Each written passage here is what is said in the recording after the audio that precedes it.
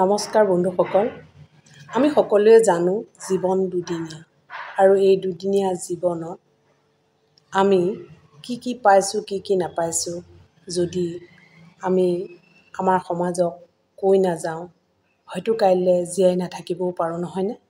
সেয়ে মই যিকোনো কাম কৰোঁতে সদায় আজিৰ বাবেহে কৰোঁ, কাইলৈৰ বাবে নকৰোঁ। মানে কি আজিৰ দিনটোত শেষ দিন বুলি ভাবি কৰোঁ। তাৰপিছত যদি ভগৱানে দিয়ে তেন্তে হ'লে নিশ্চয় পাম আৰু এটা দিন, নহয়নে বাৰু? আৰু সকলোৱে এনেকুৱাকৈ ভবাটো উচিত বুলি মই ভাবোঁ। আৰু যিবিলাক হৈ যায় সেই ঘটনাবিলাক আমি চিৰস্থায়ী হৈ থাকিবৰ বাবে আমাৰ এখন সুন্দৰ প্লেটফৰ্ম আছে, সেইখনত আমি ৰাখি থৈ যোৱাটো উচিত বুলি ভাবোঁ। আপোনালোকে হয়তো মোক সকলোৱে মোৰ ঘটনাবিলাক সকলোৱে জানেই, তথাপিতো আজি কিছুমান কথা ক'বলৈ আকৌ মন গ'ল। আমি যাক সন্মান কৰোঁ, যাৰ স্থান আমি বহুত উচ্চ বুলি ভাবোঁ, সেই স্থানবিলাকৰ গতিবিলাক যেতিয়া আমি বেয়া দেখোঁ তেতিয়া মুখখন খুলিবলৈ মন যায় আৰু হয়তো ইয়াতে বহুতে বেয়া পায়। আচলতে কাৰোবাৰ ওপৰত অভিযোগ কৰিবলৈ ইচ্ছা নাথাকে, কিন্তু সুবিধা দিলে অভিযোগ কৰিবলৈ মন যায়, নহয়নে বাৰু? আমাৰ এই আইন আদালতৰ কথাই ক'ব বিচাৰিছোঁ। আপোনালোকে চাওক, মই কিমান বছৰ হ'ল এই আইন আদালতৰ লগত যুঁজি থকা, কিন্তু মই এতিয়াও হাৰ মনা নাই। কাৰণ এটাই, মই জানো সত্যৰ সদায় জয়, আৰু সেইবাবে সেই সত্য উদঘাটন কৰিবৰ বাবে মই আজিৰ দিনটোলৈকে আছোঁ। আৰু কালিলৈ কি হয় মই নাজানো, সেয়ে ভাবিলোঁ মনৰ ভিতৰত ঘটি থকা কিছুমান কথা আপোনালোকৰ ওচৰত ক'বই লাগিব। প্ৰথম কথা হ'ল, ইমানবাৰ মই মোৰ কেছত জিকিলোঁ, তাৰপিছতো মই কোনো ধৰণৰ ন্যায় নাপালোঁ। দৰমহা পাই আছিলোঁ হয়, কিন্তু মোক আকৌ এপইণ্টমেণ্ট দি পেলাই তেওঁলোকে মই যিটো জেগাত চাকৰি কৰিব নিবিচাৰোঁ সেইটো জেগাত পুনৰ এপইণ্টমেণ্ট দিলে। আৰু সেইটো জেগাত মই কিয় নকৰোঁ কি কথা সম্পূৰ্ণ লিখি দিয়াৰ পিছতো তেওঁলোকে মোক যিখিনি পাবলগীয়া দৰমহা, ফিক্স এটা দৰমহা দি থৈছিলে, তাতকৈ মই অকণমান বঢ়াই দিবলৈ তেওঁলোকৰ ওচৰত আবেদন কৰিলোঁ। আৰু সেই আবেদনখনৰ সুযোগ লৈ তেওঁলোকে মোৰ দৰমহাটো বন্ধ কৰি ৰাখিলে। এতিয়া ভাবকচোন, মই মোৰ দুটা সন্তানক লৈ, মোৰ এখন ঘৰ গুৱাহাটী মহানগৰত চলিবলৈ কিমান দিগদাৰ, প্ৰতিটো বস্তু কিনা, খোৱা পানীলৈকে কিনা, এই সকলোবিলাক মেইনটেইন কৰিবলৈ এজনী মানুহক কিমান টকাৰ প্ৰয়োজন আছে। আৰু সেই টকাখিনি আজি সমাজত কোনে দিব কাক? কোনে কাক সহায় কৰিব, নহয়নে?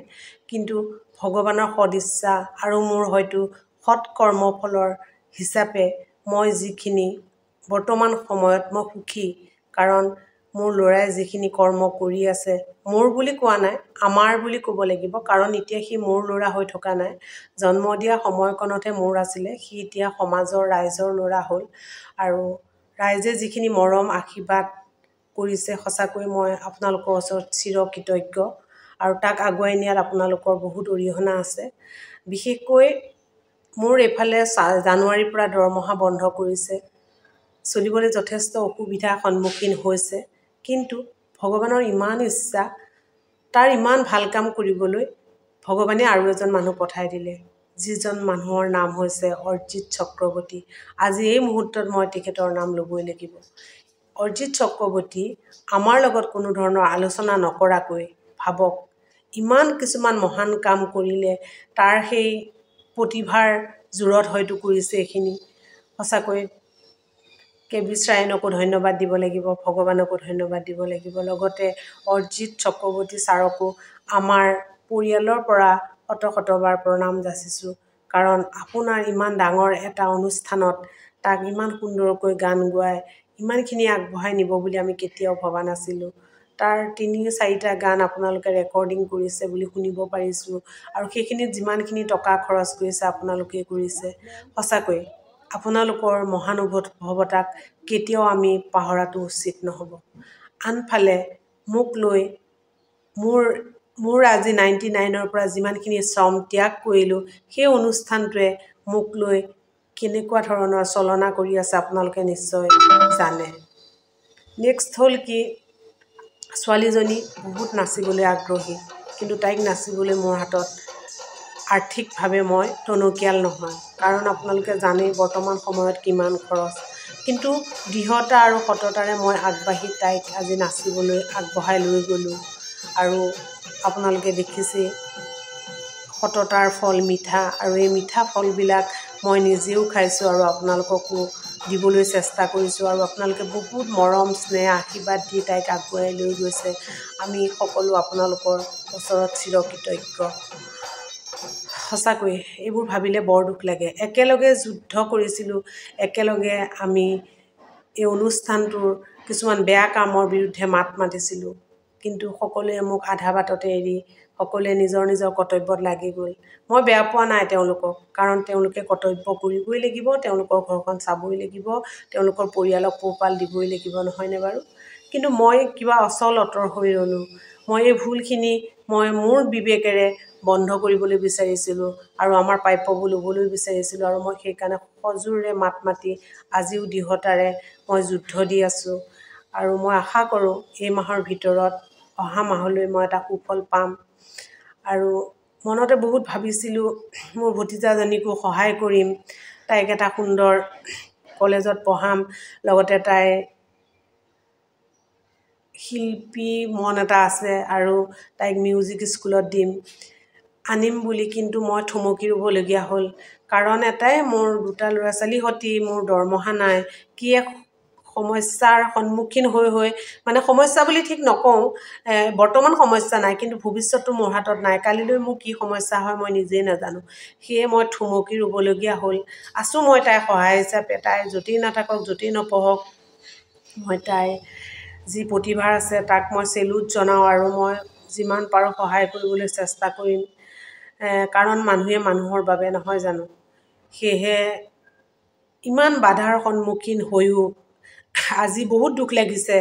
মেজিষ্ট্ৰেট নাই আজি আদালতত মেজিষ্ট্ৰেট নাই। আজি ইমান দিন হ'ল। ভাবক আমাৰ আইন কানুন কেনেকৈ চলি আছে আপোনালোকে এবাৰ ভাবক। এনেদৰে যদি আইন কানুন চলি থাকে, ভুক্তভোগীবিলাকে এনেদৰেই বাট চাই থাকিব লাগিব নেকি বাৰু কাৰোবাক আশা কৰি? সঁচাকৈ আইন মানুহে এনেই আইন হাতত নলয়। মই আজি উপলব্ধি কৰিছোঁ, আইন উপায় নাপায়হে মানুহে হাতত লয়। আৰু মোৰ আইন হাতত মই এতিয়া নলওঁ, কাৰণ কি, মোৰ এতিয়া ধৈৰ্য সাহস বহুত আহি গ'ল, আৰু ভগৱানৰ কৃপা মোৰ ওপৰত আছে। সেয়ে মই আইনৰ সুৰুঙা লৈ যদি কোনোবাই সুবিধা লৈ আছে, মই সেইসকললৈ অপেক্ষা কৰি ৰ'ম। আৰু মই যুদ্ধত জয়ী হৈ মই সেইসকলক দেখুৱাবলৈ খুব আশাৰে বাট চাই আছোঁ। হয়তো ভগৱানে নিশ্চয় খুব কম দিনৰ ভিতৰতে মোক দেখাব। আৰু হয়তো বহুতে ভালো পাইছে তাই ছাকচেছ হোৱা নাই।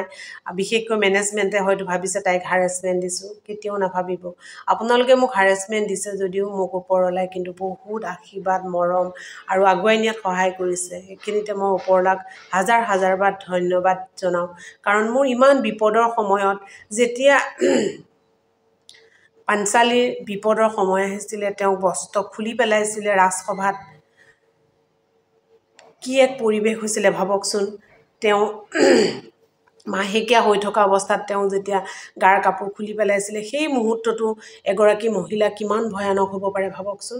ঠিক সেইদৰে মোৰ বাবেও যেন আজি ইমান এক কঠোৰ সংঘাতত মই জীয়াই থাকিবলগীয়া হৈছে।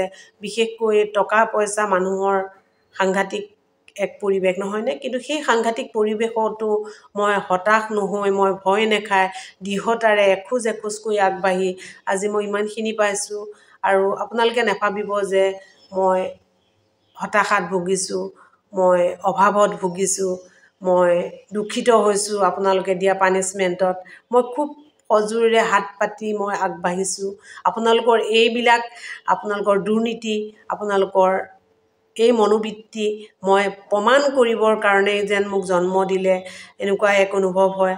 আপোনালোক ইমান শিক্ষা লৈ, আপোনালোকে ইমান জ্ঞান লৈ, আপোনালোকৰ অফিচত একোজন বৌদ্ধদেৱ হওক, গণেশ হওক, অন্য মন্দিৰ ভগৱানক হওক আপোনালোকে ৰাখি পেলাই ইমান বেয়া কাম কৰি থকাত সঁচাকৈ লজ্জিত হৈছোঁ।